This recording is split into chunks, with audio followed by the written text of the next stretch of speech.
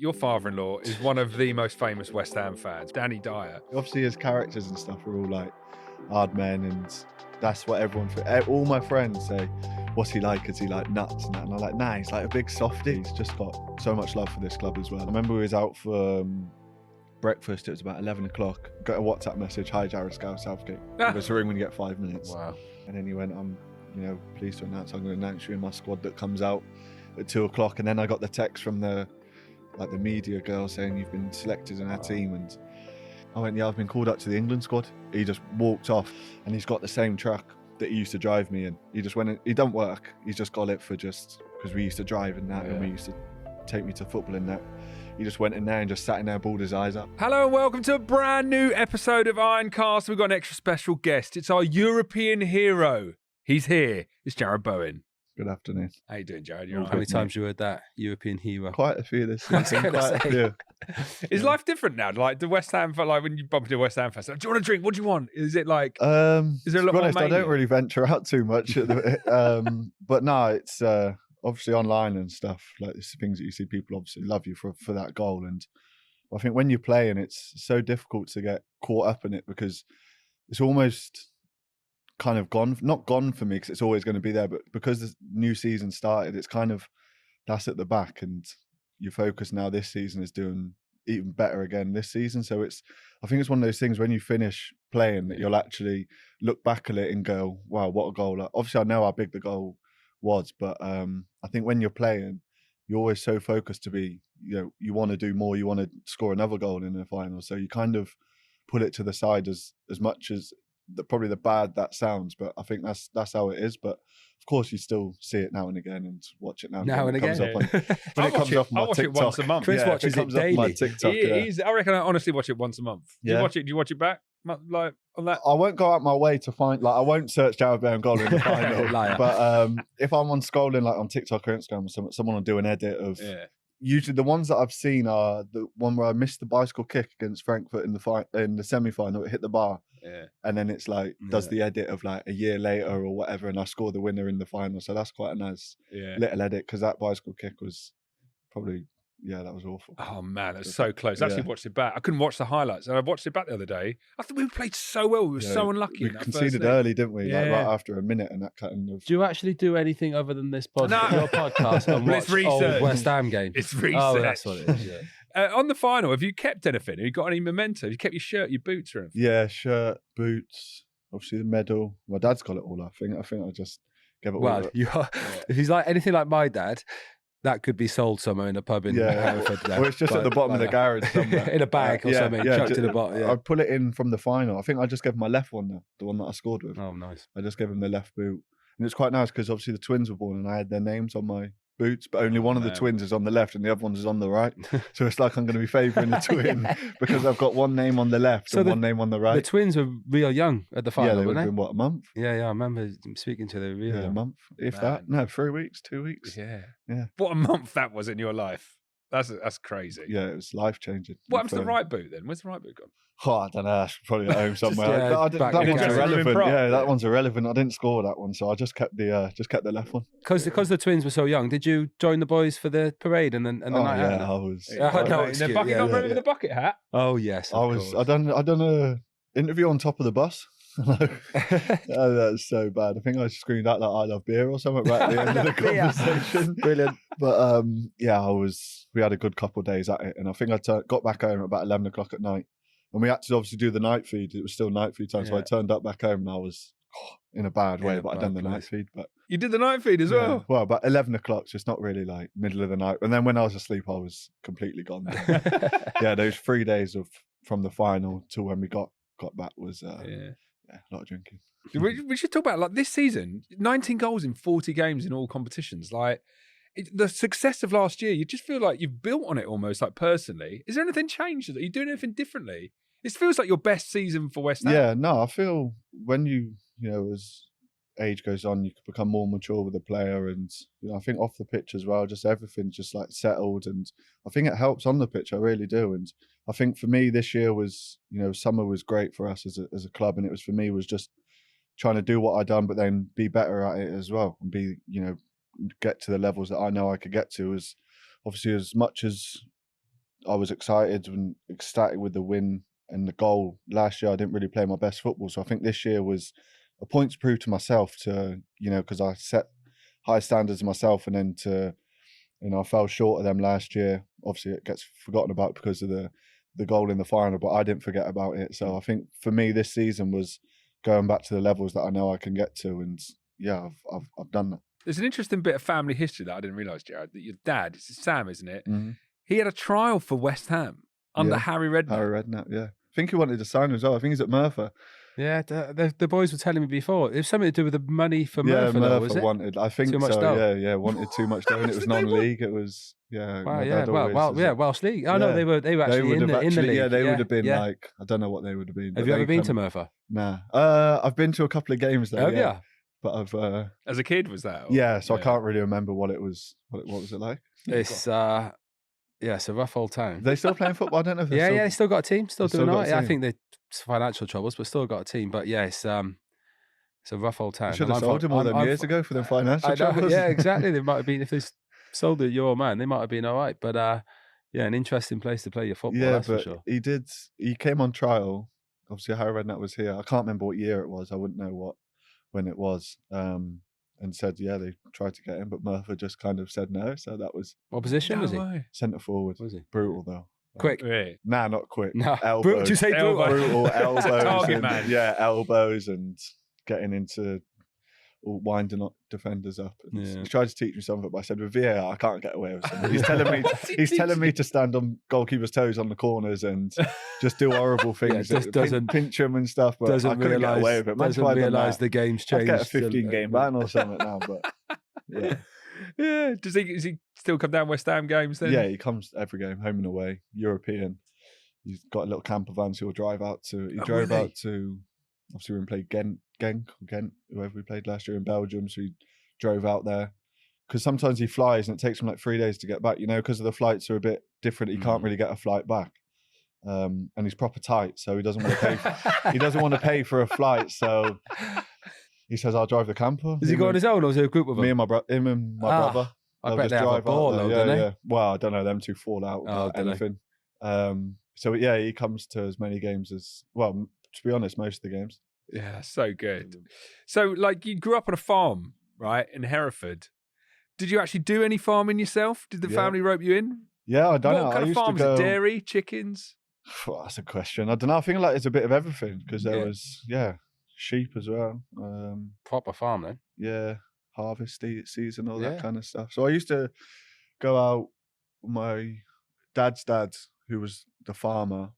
So I used to go out to my nan and granddad's on a Friday till Sunday, and used to just go with him. And I from what I remember, I used to love it. I can't remember how old I would have been, but even now, I'd love to get back involved in farming. Yeah, obviously, all my family say, you've lived in, you're a Premier League footballer now. You're not doing that, as if to say I wouldn't go back, but I'd love to do it. So to do a bit in the summer, and off season, get back. Yeah, I wouldn't mind it. But yeah, they do all sorts, like lambs, obviously, like not giving birth to the lambs, but helping with the lambs coming out, which is weird, like mental when you see it, but all that kind of stuff. So it's growing up, it was quite good fun. Actually, I was going to say, but it was great fun growing up. Because you just go out to the countryside, just help your granddad on the farm, and my old man used to do a bit as well, and it was how I used to spend my weekends, really. Yeah, my brother-in-law's a farmer. My sister married a farmer, so I've seen a farm up close, and it looks like hard work.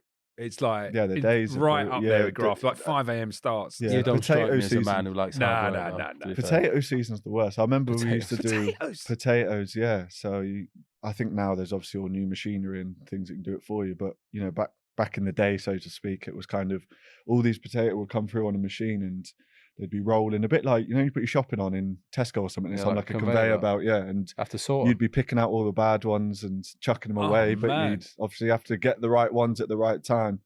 But I remember that because that used to go on through the night for hours and hours. You used to have like people working there, and they were just peeling all these potatoes out, and then you'd see them go. Then you obviously got the forklifts with stacks and stacks of potatoes. Driving around the forklift was quite fun now. Man, you want to go back to that after football? You can tell he does The because Ru- you're smiling as you're Yeah, talking about it. It's a no, I great like it. memory. Russia Yeah, scored in the European final. You want to be Yeah, I know, but that's pulling my back roots. potatoes. That's my roots. That's where I got brought up. So yeah, I would like to go back to it one day. Yeah. So the Hereford is actually where you started your career. Non-league, right? Non-league. Rough and ready. I mean, your old man probably was helpful then in that level of football. Yeah, no, it's definitely different. I was 16, 17 and going into like a men's changing room of pros that have played hundreds of games in the Football League, and Hereford at the time had a lot of financial difficulties, was in a relegation battle. So it was like playing for something. I was in a relegation battle. I only played 8 games, but I think I was involved in the squads from January until the end of the season. So I had that kind of 4 or 5 months of, seeing what it meant to win games. And I remember we stayed up away on the last day of the season. We beat Aldershot 2-1. And that feeling of, I was only 17 and, I had all my family there, obviously a local Hereford fan. So all my friends were in the crowd away at Aldershot. And I remember there's a video of it on YouTube that I sometimes watch now and again, because it's honestly 10 minutes of just pure joy. It was, you see people waiting on the phone. Because I think there was another game, I don't know if it was Chester or something, and they were losing. And then you just see like people from there start celebrating that as if like the results come through. And then the whole, like, I think they had about 1,500 away fans, just everyone's just, and it's just that feeling of staying up and like my local team to play for them and stay up on relegation. Last day of the season was mental, especially because I was so young and it was something I never thought I'd be part of. But I think in that environment really stood me in good stead. That's what I was going to say. I speak about it quite a lot. You love it, don't you? I was I didn't do really you didn't do the old YTS then either. Just straight into the first team, was it? There was a YTS, but obviously I didn't get paid for it because there was no money for it. I went through the kind of system where you go to college and so it was a YTS, so to speak, but not. I don't know if you were straight into the first. I did the same at Cardiff. I played for Cardiff first team when I was Div 3, 16 and a bit. Yeah. But I always think, certainly for me, I'm not sure you might say the same. I loved that. Do you know, like I talk about youth football now. It was, for me, it's the best way to come through. I think it's the play best lower way. leagues, earn your stripes if you like. Learn your trade as well, almost. Like it's, I think, like you said, if you can get experience of playing it, I think it just stands you in so much good, especially if you do it at a young age, playing against men. Yeah. You're Like, not it even means something, like you're saying, 1,500 people like going wild over a result. Yeah. And it's their livelihoods. Do you know what I mean? A lot of people down there, and also that sort of time, it was the old loan moves as well, and reserve team football. Yeah. Like if you didn't play on a Saturday at Cardiff, certainly in the 3rd division, you'd go and play on a Wednesday with the boys from the first team who didn't play on the Saturday. So it'd be a mixture of the pros who weren't playing, and then a few of the young lads. That's where you got your chance. Yeah. And then if you did well in the resis, you'd go and play for the first team. So I speak about it all the time. I think I loved the way I came through into the game. Good introduction to pressure as well, isn't it? Like you're in a relegation. Yeah, that's 17. What it is. Yeah, everything means something. You're playing for something. If it's there to make mistakes, and you know what it means to kind of make mistakes, or you might get away with it in youth team football because it's we lost that game, but it's all right. But you lose a game in that when you're, say, in a relegation battle or even anything. I think like proper football, I call it. I like to call it proper football. Probably sounds wrong, but you're playing for 3 points. You're playing for a draw. You obviously don't play for a loss, but those are what could happen if you lose the game or and that feeling of winning a game. So when the FA Cup draw comes around, is that Hereford the one you always got? I'd love it. Yeah, I've only ever been back there once when I was at Hull City. We played like a pre-season friendly. The Hull City under-23s against Hereford first team. I went back to Edgar Street and it was. I'd love to go back now. I think I will. Hopefully at the end of my career. Is it still the same stadium? Yeah, Edgar Street. Yeah. Massive high floodlights. Yeah. Because my uncle does the pitch there, so he's the groundsman there. What? So he's meant. So sometimes I used to go in like his van on that. Brilliant.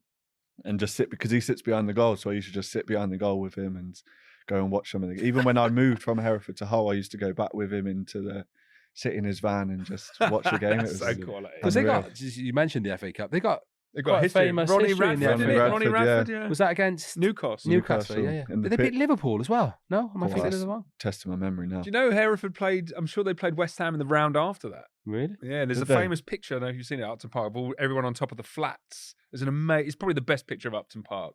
They're sold out, and then behind the North Bank, there's that block of flats, and people are on the roof of these block of flats. I'm pretty sure that's against Hereford. Testing my West Ham knowledge there. How much better were you everyone else at Hereford? Because it's like at non-league, like you've gone on to become a great Premier League striker. I don't know. I don't know if you look at it like that. I think I was, especially at the time, I never thought I'd play that kind of professional football, and it was, it's called the Skrill Premier or the Blue Square Premier back then.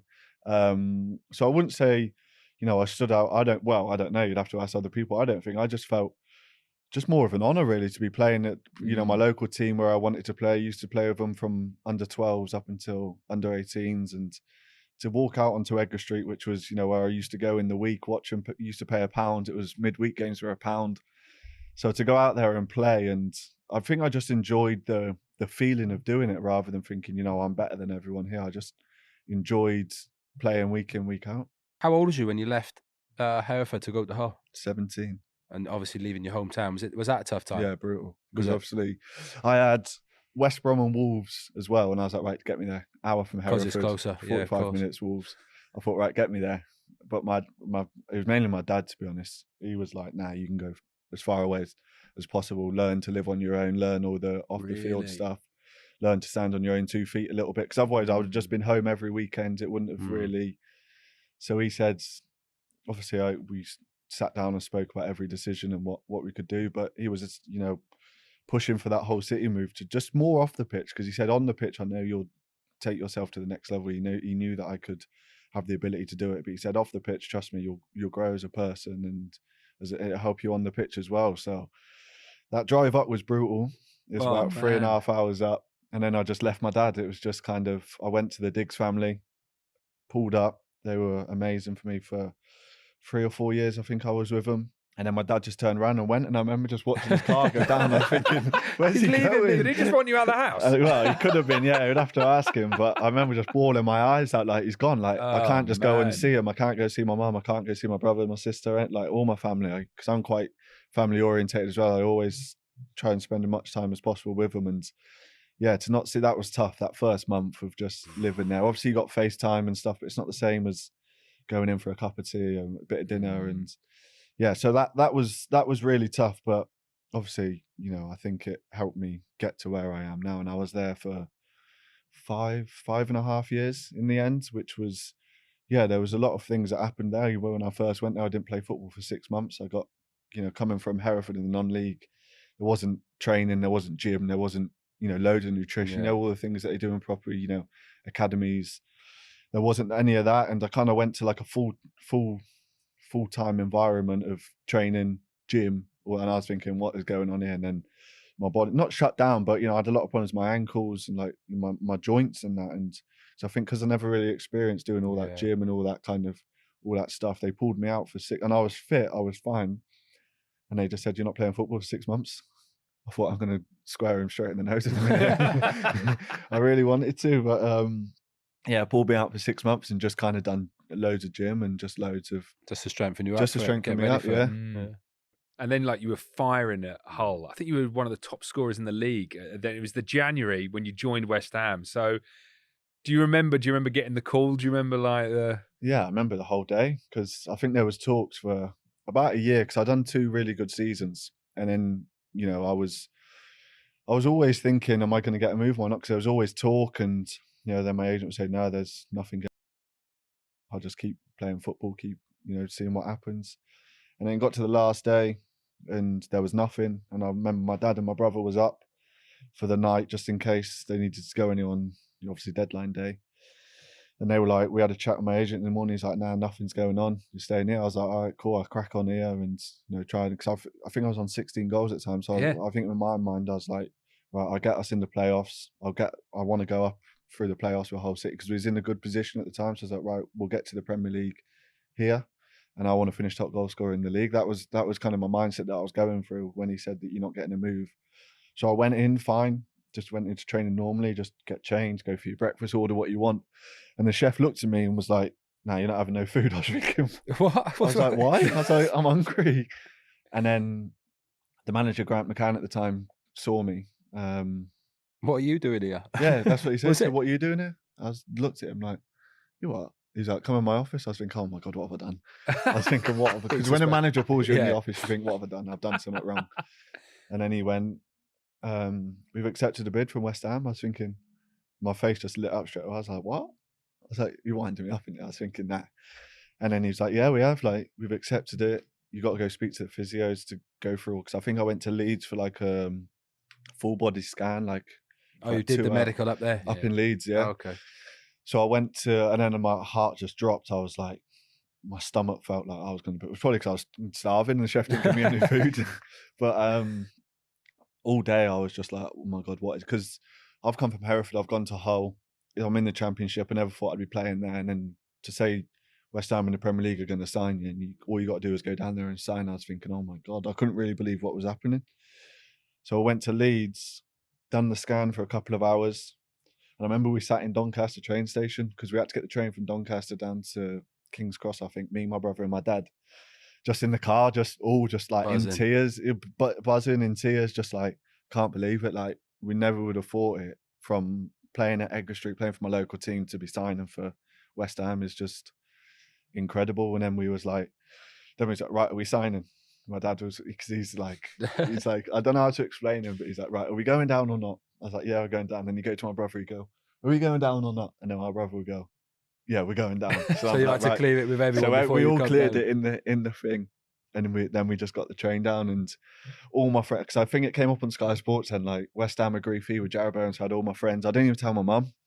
Honestly, I felt awful. I didn't tell any of my family because I thought if it goes wrong, you never know until you sign that dotted line. I don't think you can tell anyone. So I had all my mates, and got to about, I think we got to the stadium about 9:30. And obviously Pincher's secretary was 11 o'clock the deadline. He was stressing out. It was so funny. He was like, because we were talking, my agent was there. I think I was talking to a manager, the physio, doing a few things. And they were like, right, Pincher's like, right, we really need to get this going, because he thought we're going to run out of time.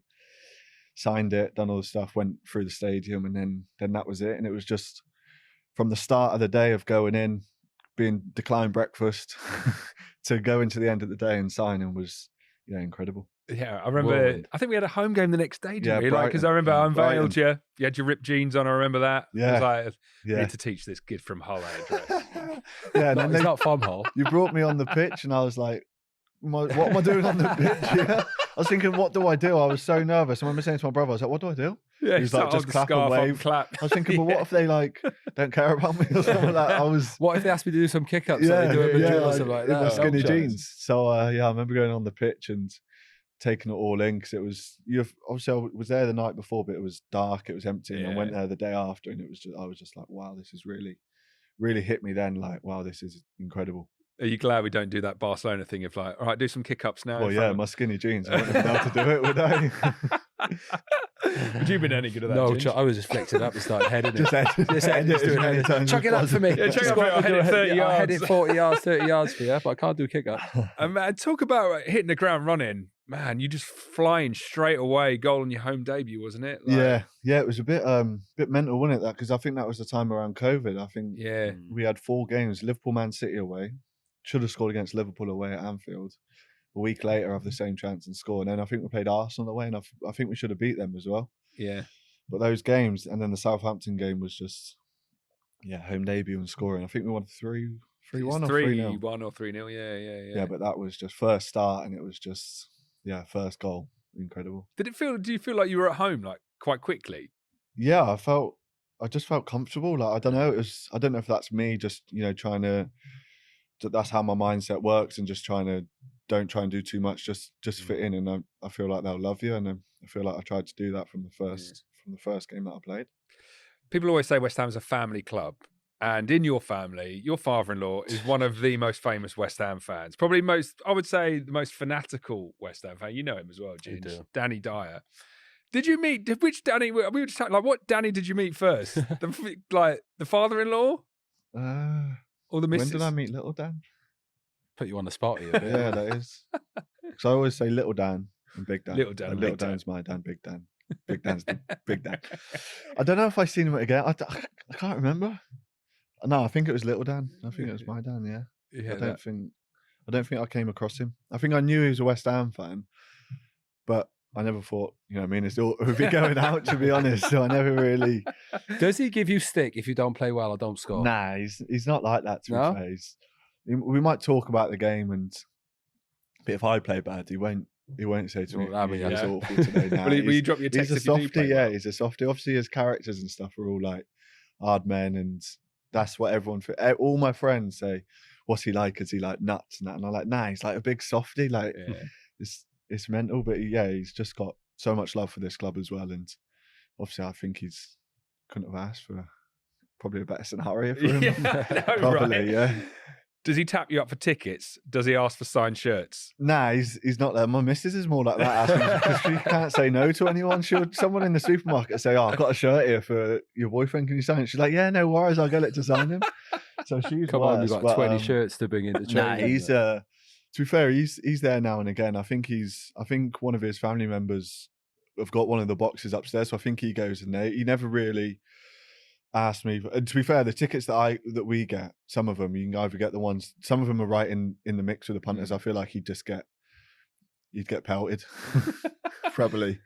And what about like you deliver him 2 new grandkids and you win West Ham's first European trophy? God, that must have been the greatest week of his life.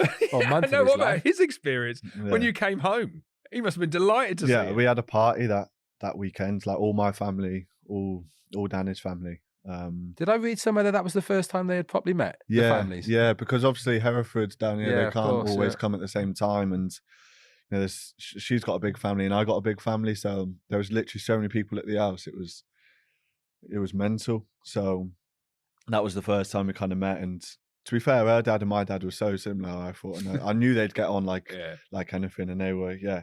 But everyone, it was, yeah, that after that final, I remember he sent me a video or I think her mum sent me a video of him. I think he was crying, or he was just rolling around on the floor, like all the family, because they watched it. He didn't go out there; he was just watching it at home. And I think just how it happened, like last minute winner, and it was me that scored the goal. I just don't think you could have asked for anything. Kind of. I feel there's a TV series in this. I know. The farmers from Hereford meet the Dyers. Some sort of, I mean, that'd be sensational watch, I feel. Man, what an emotional. Just thinking about it, like, yeah, you just had 2 new grandkids, and then it was mental because we had the Leeds game at home, the last home game of the season, where we won 3-1. I think. Yeah, I think I scored that day. The day after, because it was, you know, it was a C-section. We kind of planned it in. My missus knew the day. That was the day. So we had the game, had the Sunday night, all excited. Like I don't think we both slept because we were just so excited. Well, I was just so excited for it to happen, and went there Monday. Obviously the babies come out. I think that we was back out on the Friday, because the Saturday we had Leicester away. So I went to the manager. So we had Leicester away and we had Portugal trip before Prague. So I thought, right, I'm going to stay at home for one of these, surely. I thought, right, boss, Miss just had the baby. Can I stay at home with the baby? Like, we're going to Portugal. Like one or the other. Can I do one or the other to stay with my missus? And, you know, she's a bit sore from the birth and she needs looking after. Can I stay at home for one weekend, basically? Just a couple of days. He was like, I'm going to need you for Leicester. I thought, right, all right. Seen him after the Leicester game. He goes, if I don't let you come, I have to not let other people come. You have to come. So I didn't even know. I went to all of it. So we had Leicester away, and I was on the bench that game. I was fuming. I was thinking, well, if you're taking me, at least start me.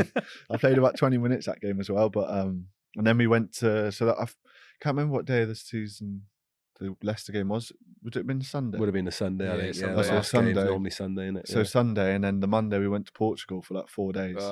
Which was unreal when we was out. It's like a stag do for 4 days. That's basically what Cressy was saying. It was unreal. The gaffer, Cressy said it. I think Thomas mentioned it as well, that we felt like we won the Conference League in that trip on Portugal. Well, when you think of it, you've obviously the season's done and you're going 4 days to Portugal. You're kind of thinking, I want a bit of, I was thinking a bit of family time just before the final, before we go again. But yeah, that trip was it was incredible. Like, it was unreal. Like, I can't speak highly enough of it, and I'm glad I went. My missus hated it. I was away for a week, but I was living life, and it was.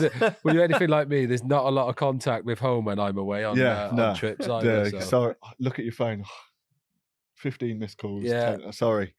No signal She's at at home with the Portugal. kids. You're like, oh yeah, I'm training. Yeah, You're not training. But playing really, golf it or was- you're having a beer or Yeah, something. or both. Yeah. Was you golfing out there? Yeah. Well, I don't really play golf, but Oh, I was no. kind of just a bit of a caddy and just Oh, having yeah. a few shots Driving now and again. yeah, I was drive just the getting. buggy. I was just ringing the drinks cart all the time and just getting. Cause I think it was Krez, Deck, Flynn, and Ingsy that played. So I think me and Jono were the caddies, we were the drivers, and we were just ringing the drinks cart and just. Yeah, but yeah, that I think we went for 4 days, but that trip, like obviously Krez said, the gaffer said, yeah, that trip was incredible, and I think it probably did stand us in good stead for that final, because you can have those days away where you go away and you're kind of not disconnected from the squad, but you're not together. But the way we done it obviously worked perfectly. Oh man, there we go. That's how we done it. And then Prague was like, we went 2 days before the final, so obviously I said to my missus, right, I'm going 2 days before the final, and I'm coming after. So that was but then we had 4 or 5 weeks off, so I kind of made up for it. Not too bad. Playing for England, man, so much has happened to you. Yeah. How was the first call up? How did you get the nod on the first call up? The first call up was I was back in Leominster, back in my hometown. I was with Dani, with my brother, and my sister. My sister took the day off school because the England call up was the thing. I thought, right, you don't need a day off school for me to get up. But every time I'm home, she'll always say to my mum, the night before, she's like, she'd either go, I don't feel very well, or she'll just say to my mum, I shouldn't go to school tomorrow, should I? Like, every time I'm home. She's left school now, but back then she was like, right, I'm having the day off school. My mum was like, all right, because it was like a big day. We didn't know what was happening. It was just in case. I remember we was out for breakfast. It was about 11 o'clock. We were just about to order, and I see a phone number ringing me, and I don't recognise the number, and I'm thinking, I didn't answer it because I was like, who is it? It could be a cold call. Yeah. Could be anything. Got a WhatsApp message, hi Jarrod, Scout Southgate. Give us a ring when you get 5 minutes. Wow. Didn't order food that day then. I didn't eat. When I first signed here, I just felt sick. Like, nervous, I was like, what's he going to say? He's either ringing me to say, you've done well, but you're not done enough, or he's saying, you've done well, you're in the squad. So I was like, what is he going to say? How long did it take you to phone him back from the WhatsApp? I was thinking, I was like, sit and think about it for a bit? I was thinking, do I act too keen and ring him after a minute, or do I give it 10? In the end, I gave it about 6 minutes. Did you answer? I got a few questions on this. Did you phone him and go, hello, Gaffer? Or did you say, hello, Gareth?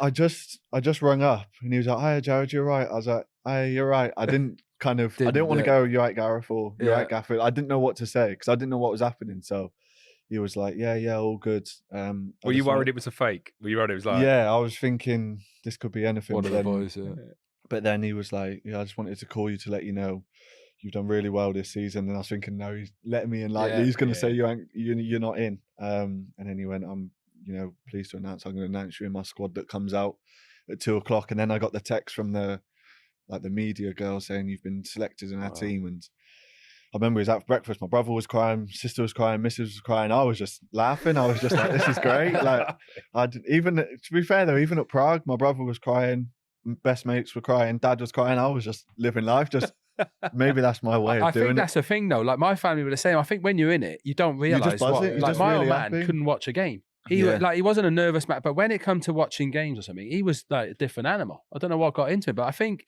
when you're in it, you're just thinking about playing, you're thinking about scoring goals. But for your family, it's horrendous. Yeah. They were just in tears. So that we was in this breakfast place. People were looking at us thinking, them a lot of weird. They were all just sat there crying. So then we didn't have breakfast. I think we ordered coffees, but we couldn't eat. I couldn't eat. I was like, and then I went to my dad, because I didn't tell my dad or my mum. My mum was at work. She's a teaching assistant, so she didn't finish till 3:00. So I didn't tell her. And I went out to my dad's house, and I was like, you got a minute? And he was like, what? He's like, just tell me. He said, don't even walk me over there. He said, tell me here now. So I went, I just had a photo. So I proper played on it. Yeah, it's brilliant. I played on it so much. It was unreal. I was like, I just had a phone call. He was like, right. I was like, yeah. So it was off Gareth Southgate. He was like, right. And then he was like, right, Jay, stop about and tell me what it is. X Factor in it. I was like, yeah, he's selecting me for the squad. He went, what? I went, yeah, I've been called up to the England squad. He just walked off, and he's got an old truck from when he was my manager in my old Leominster Miners, it was called. So that was like under 9s, 10s, 11s, 12s, 13s, 14s, because I'd done Hereford and Leominster.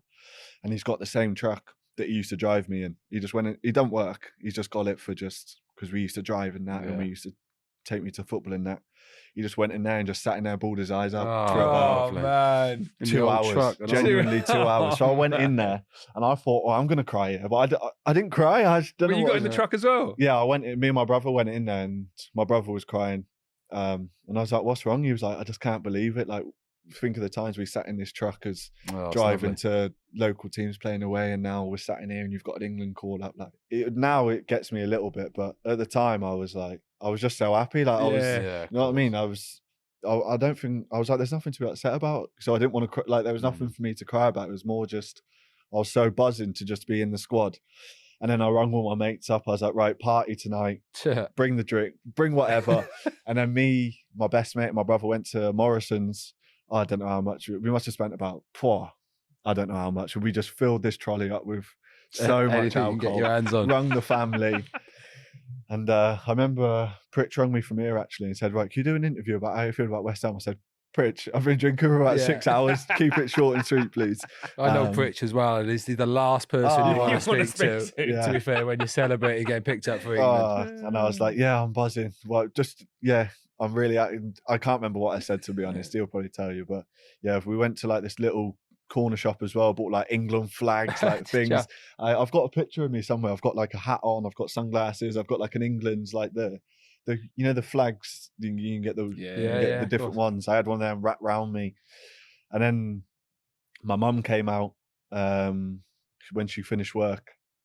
And then she obviously saw what was going on, everyone there, and she was, because I felt bad, I didn't tell her, but she was at work, she wouldn't have seen it anyway, so she wouldn't have been on her phone, and again, she was crying. So it was just, everyone was crying. I was just loving life. And how long did you have from knowing to meeting up? Oh, about a week. So I was like, right, we'll go at it hard. Yeah, I was going to say, you had 2 days at it. We had a day or two at it. And then it was meet up time, and then I started to, then the nerves kicked in, and I was driving to St George's. I was like, just felt sick. I was horrible feeling, isn't it? Oh, really? I say it all the time. It's like your first day at school.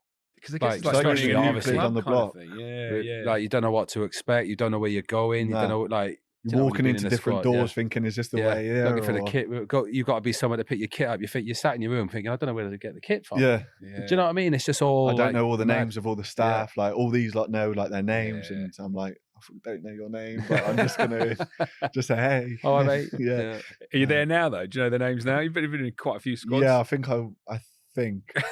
Didn't seem too confident. Yeah, no, I'm not too confident, but I think I know. But obviously at the time, Deck was there. So I was going to say, he helped me. And obviously you play against some players that you and some of them are playing it. Like Jack I played against in the Championship when he was at Villa, and against and we played Man City when we drew 2-2 a couple of weeks before, when I think it was Nobes' last home game. So I kind of knew like Jack from that. So when I first got there, I was speaking to him for a bit about it. He was like, God, you nearly messed our title up, because I think they won it on the last day of the season. But no, it was that first call up is always so special. You feel sick, but to be there is just an honour. It's such a big deal. And playing against Brazil on a rainy Wembley, you started that game, you nearly scored. Oh, every West Ham fan was like, oh no. Yeah, it was. I don't think there was VAR and friendlies. I'm not going to. Yeah, no, right. I didn't. From a corner, you don't really think you're going to be offside, because everyone's in the box. Yeah, like you defend. There's normally someone on the post. No one defends the post anymore. Yeah, no, Football's just changed, and there's no one on the post. And I just thought, it just didn't cross my mind. Like that was my role, to be on the keeper, come back, get a little touch, and I done it. And I was just over the moon. I was like, wow. And then I remember running back. And then I was thinking, I've done it. I've scored for it. Like I've scored for England. That was like one of the big things I wanted to do. And then I seen them checking it. I thought, oh, you're lying to me. I thought, this can't be offside. You're right, though. It's the last thing in the world you're thinking. Offside from a corner. From a corner, yeah. And then it was a friendly. I was thinking, there's not going to be VAR and like a friendly. It's for competitions, I get it, but for a friendly. And then he was checking it for ages. And then I could just see him walking back to their box, and I thought, it's offside. And then it was offside. But I was going to say that I've had a few current players on. Do you know with the VAR when you're on the pitch? Do you get a vibe off the ref? Yeah. Do you sort of know you know a lot more, you know a lot quicker than us do in the stand? I feel like I've picked it up. If you've got a decision and the referee just points, it's a goal. Yeah. If he's about to blow the whistle, it's a foul or offside. That's what I've noticed. You've noticed one thing that I've noticed. Yeah, if you're kind of say you think you scored a goal, you're back ready for kickoff, Yeah. and you see the referee like listening and then like walking towards their goal with a whistle, you think, he's disallowing it. So your dad likes going in camper vans and he likes watching you in away games. Yeah. Maybe he might have fancy a little trip to Germany this summer. That would be ideal for him. Yeah, hopefully. Yeah, that's the aim. And obviously it's difficult in my position, in the attacking areas for England. I think it's probably one of the best it's been for I don't know how many years. So that's the competition you're up against. And I think all you can do is, we spoke about at the start of the season about the numbers and what you do and how you're performing. And I think one of the things for me this season was consistently trying to play well week in, week out, whether, I might not score, but I've got to play well. I've got to set up a goal. Or I think that's the main thing for me, just week in, week out, just turn out the performances.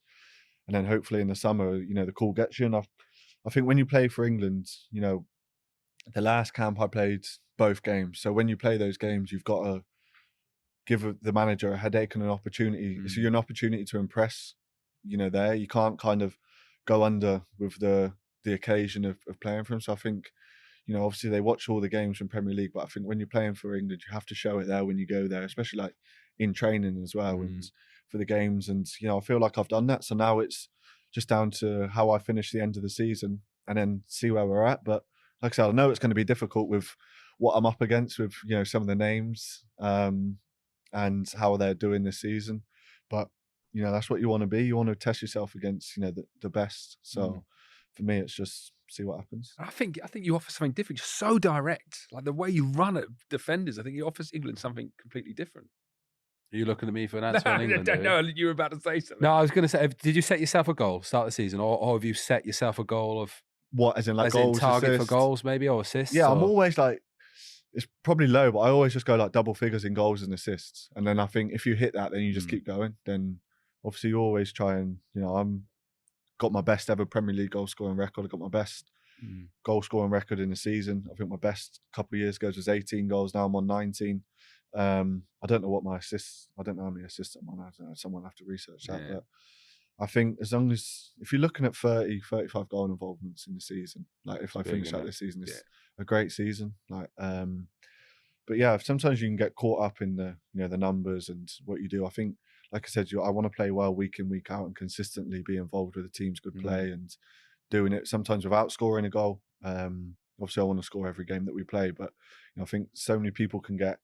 They just look at your stats and go, right, you've scored this. And as a forward player, you're kind of judged on stats, which is, I get it to a certain extent, but then, there's different times where, you might beat a man or two, put a cross in, they head it out or something, or get something and you score from it. So you don't get the assist, but you kind of... yourself. Yeah, know yourself, you've done it. So, well, there's different ways I think you can affect a game. So I think for me, that's just trying to be how it is. But the target, I think it's always double figures in both. Double figures and then see where. And then if you hit that, then do it again.